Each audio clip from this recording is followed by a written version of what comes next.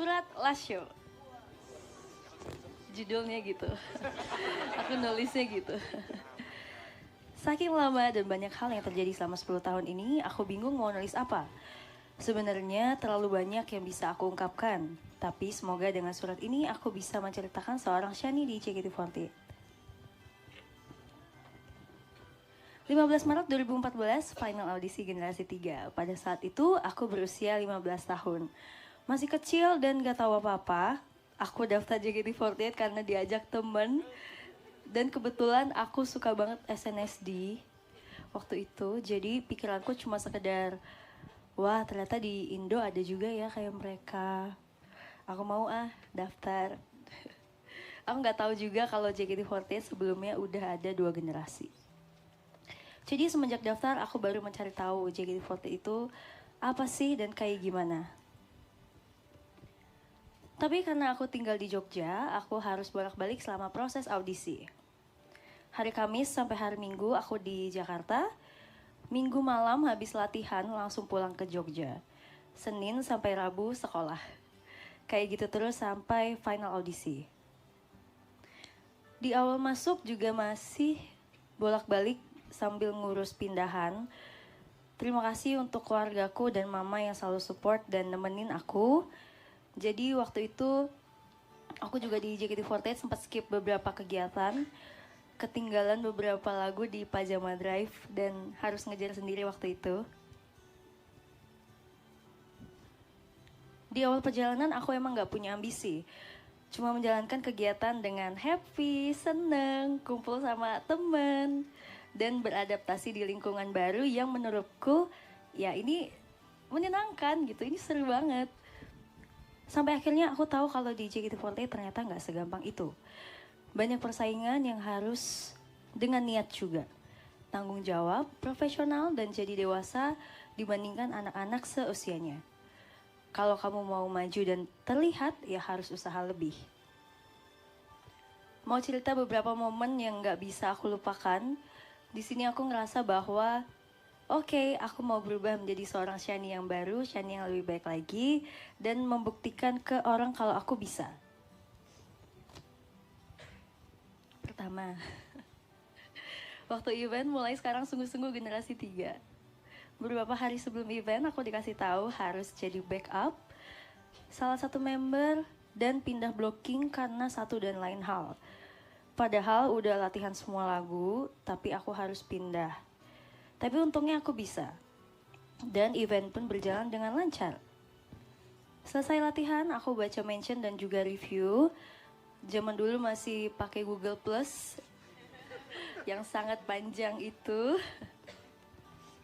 Aku baca semuanya dan ternyata banyak respon positif dan bilang, welcome center baru Tim Merah. Selamat datang center baru dan semacamnya. Aku benar-benar ngerasa diapresiasi di situ. Yang tadinya bukan center, ketika membaca itu timbul perasaan, oh kayak gini ya rasanya dilihat orang. Oh kayak gini ya rasanya ada di tengah. Dan mulai disitulah aku termotivasi dan pengen merasakan hal itu lagi. Setelahnya aku semakin semangat dan dipercaya buat jadi backup nomor 1 di Pajama Drive dan juga backup setlist tim J dari Kano Tamini. Aku sering perform bareng senior dan dapat banyak banget pembelajaran dari Kano Tamini juga.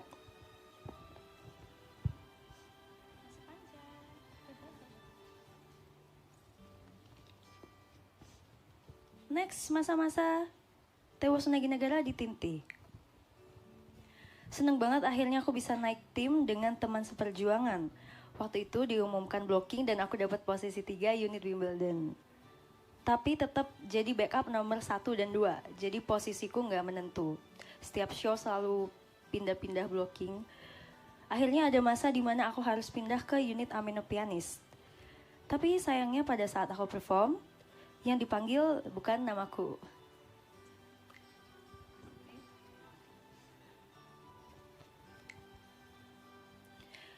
Melainkan nama member lain yang bahkan udah gak di JKT48 lagi. Pada saat itu aku malu banget, sedih, ngerasa gagal karena selalu dibanding-bandingkan. Apalagi ditonton banyak orang di teater. Rasanya kayak diremehkan sekali.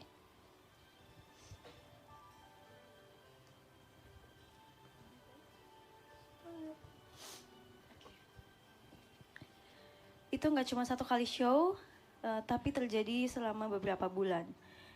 Aku harus menahan semua perasaan itu dan nggak bisa nunjukin di stage.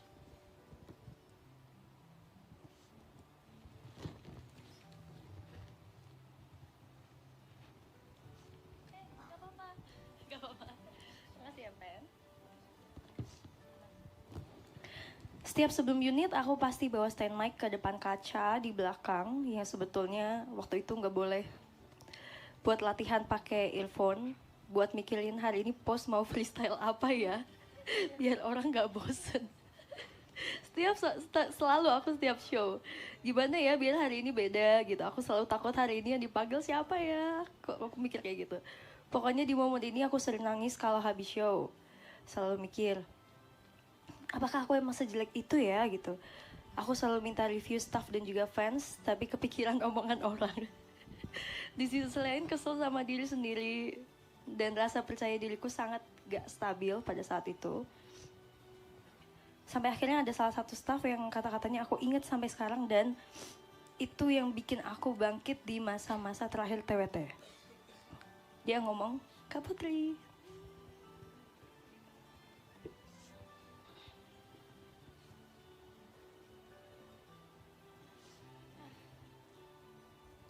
ngomong, Amena Pianis emang bukan lagu kamu, tapi kamu yang menyempurnakannya. Setelah itu aku membaik. Dan tersadar bahwa aku berhasil dan bisa membawakan lagu tersebut dengan cara dan versiku sendiri. Makasih. Aduh, baik banget. Maaf ya lama. Oke. Lanjut di tim K3. K.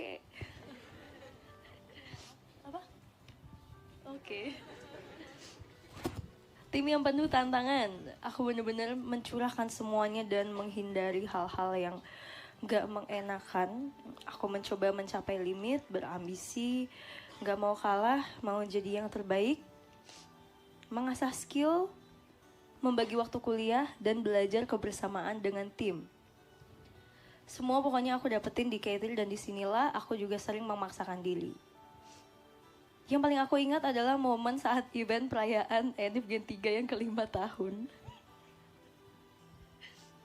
Karena kita udah di tim masing-masing, makanya pengen banget bikin event bareng lagi. Tapi tiba-tiba beberapa hari sebelumnya, aku terkena musibah di mana kakiku luka dan harus dijahit. Iya kan? Iya. Tapi karena aku gak mau ngecewain banyak orang, aku gak mau bikin repot dan ngerasa harus bertanggung jawab dan profesional.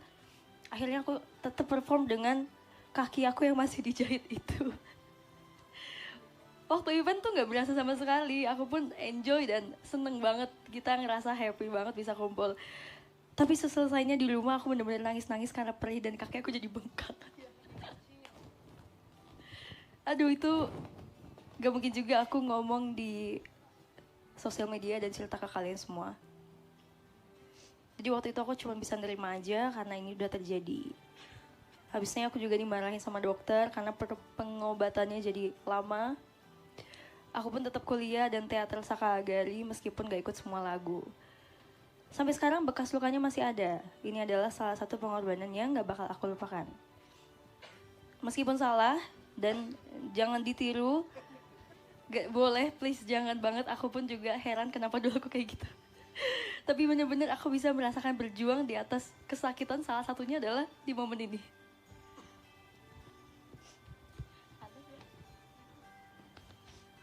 Selanjutnya Sosenkyo. Event yang paling ditakutin ya sepertinya. Sebenarnya aku gak suka suasananya. Penuh persaingan, emosi, bikin perasaan naik turun, sering dikira egois. Tapi pride-nya tinggi. Aku yang cinta damai ini bingung harus nanggepinnya kayak gimana karena hati gak tenang. Tapi berkat Sosenkyo aku bisa lihat gimana usaha-usaha fans aku.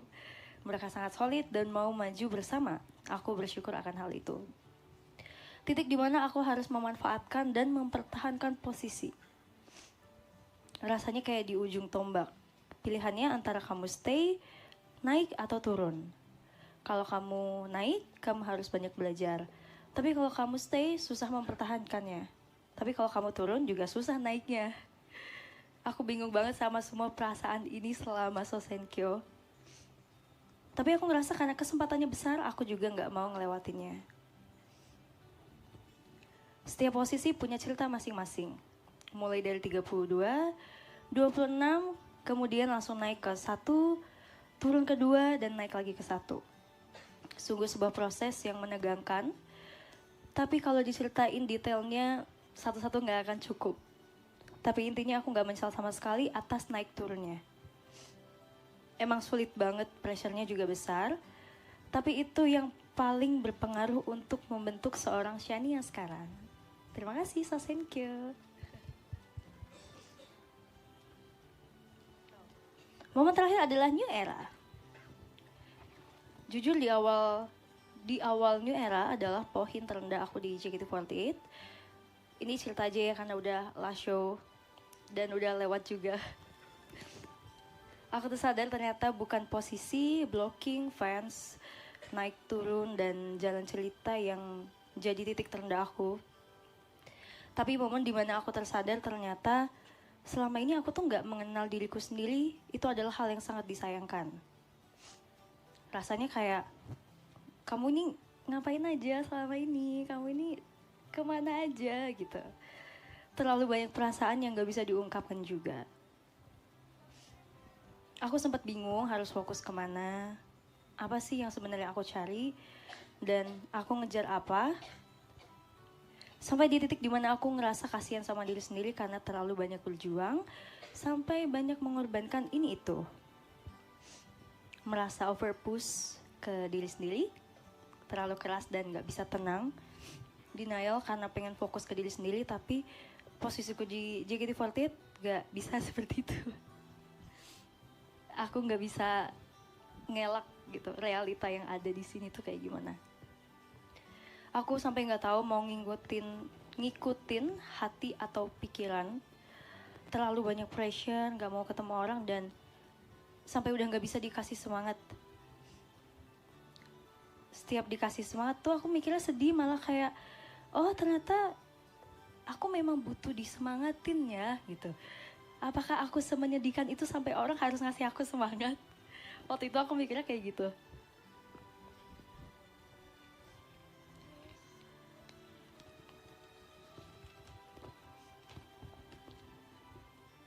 Dan kadang kan orang suka kepo.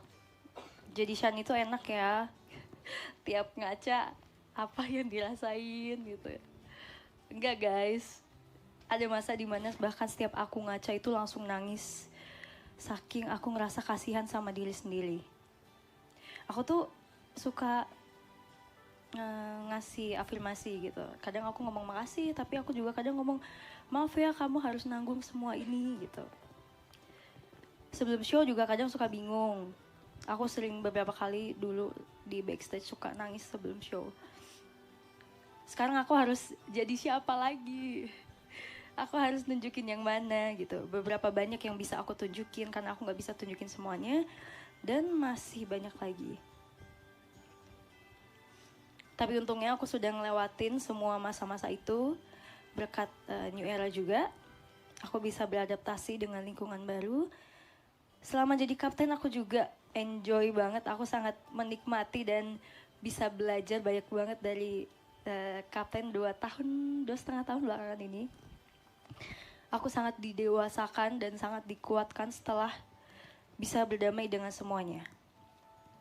JKT48 juga banyak explore.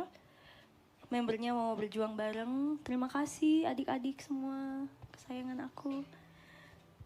Ditemani staff juga yang setia membantu dan juga fans yang makin banyak. Aku merasakan JKT48 beberapa tahun ini adalah benar-benar baru dan berbeda. Sekarang perasaanku cuma lega, gak ada rasa kecewa dan gak ada rasa kurang. Bener-bener bersyukur dan bahagia ketemu banyak orang baik, dan bangga bisa survive ngelewatin semuanya. Ini adalah sedikit ceritaku, dan bagaimanapun momen bahagianya jauh lebih banyak. Mohon maaf aku gak bisa sebut satu-satu, tapi percayalah aku sangat mengapresiasi dan menghargai semua orang yang membantuku. Semua berperan di perjalananku di JKT48. Kalian orang-orang hebat yang berpengaruh juga di hidupku. Semoga JKT48 makin sukses ke depannya dengan project-project yang keren. Member juga semangat meneruskan perjalanan ini. Semangat ya adik-adik. Semangat, aku percaya kalian bisa dan kalian punya potensi yang sangat besar. Bahkan waktu aku seusia mereka aku gak kayak gitu. Jadi aku yakin kalian pasti bisa. Untuk staff, mohon dibantu anak-anak ini supaya bisa lebih explore lebih banyak lagi ya. Dan untuk fans, tolong sayangi dan jaga anak-anak ini dan disupport secara tulus. Aku bahagia banget bisa lulus di masa ini bareng sama semuanya. Terima kasih, ini adalah sebuah perjalanan yang sangat-sangat menyenangkan. Aku bukanlah Shani yang sempurna, tapi perjalananku di JKT48 yang sempurna. Semuanya aku pamit. Jangan lupa anakku. Terima kasih.